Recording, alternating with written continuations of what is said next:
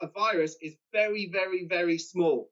It's about, in scientific terms, 120 nanometers in size across for the COVID virus. If you took the COVID viruses and you added them next to each other to form a chain, you would need 10,000 COVID viruses to equal the same size as a full stop. That also explains why face masks have to be really high grade for you to have a degree of protection against the COVID virus, because the fabric and the folds within the face mask are such that the virus can penetrate through unless it's specially designed or a very, very high grade.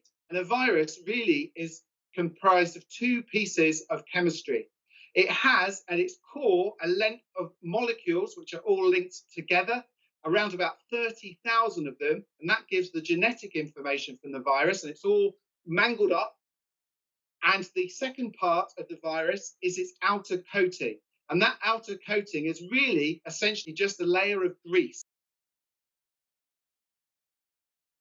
The way in which soap works against the virus is it's made up of two parts. It has a long tail, which is really grease loving, and it has a really water attracting part. So when you put soap on your hands, what happens is the soap molecules go into the coating of the virus, and the greasy part of the soap goes to the greasy part of the virus and acts as a molecular crowbar to open the virus up and help to inactivate it. To wash your hands properly, you need to have about 20 seconds with hot water and with soap.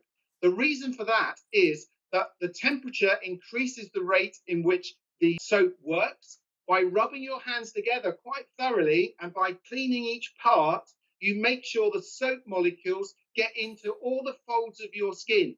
So make sure if there is any virus lurking, it will help to remove the virus. And it's also important that you have running water, because that helps to wash the virus away. If you don't have available soap, the next best thing for you is washing up liquid to be able to inactivate the virus.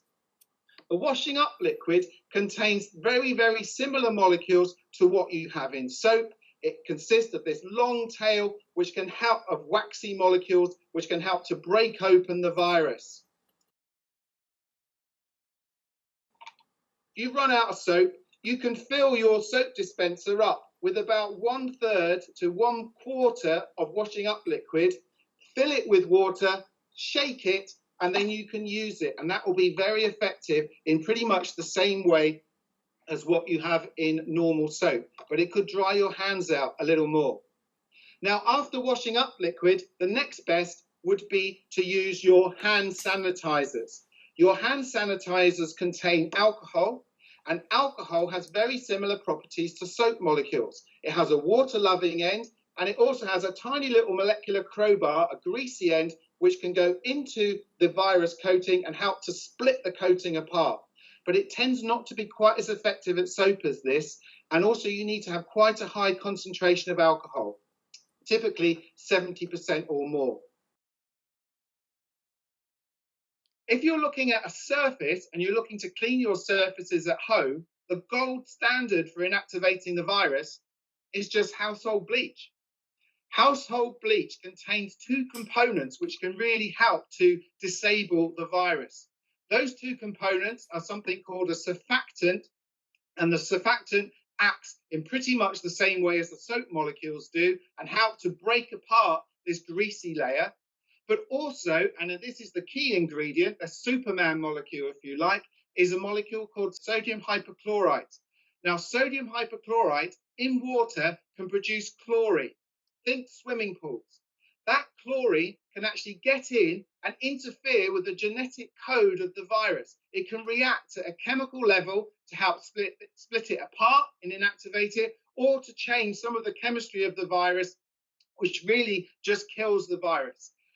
If you don't have bleach, then Dettol, or I shouldn't give a trade name here, but you can use an antibacterial surface cleaner, will work. It doesn't work quite as well, but it will work pretty effectively to be able to clean your surfaces.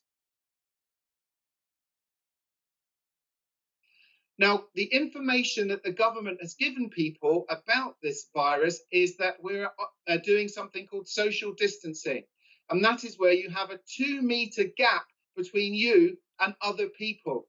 The reason you have a 2 meter gap is that if you cough or you sneeze, which are the main methods for you transmitting the virus, in particular coughs, about 95% is transmitted through coughs and only 5% through sneezes, the virus particles will spread out. Now, often with viruses, and we don't know exactly for COVID, but for most viruses, you need to have a certain critical number of viruses into your body before it triggers the full virus mutation processes and the virus propagation.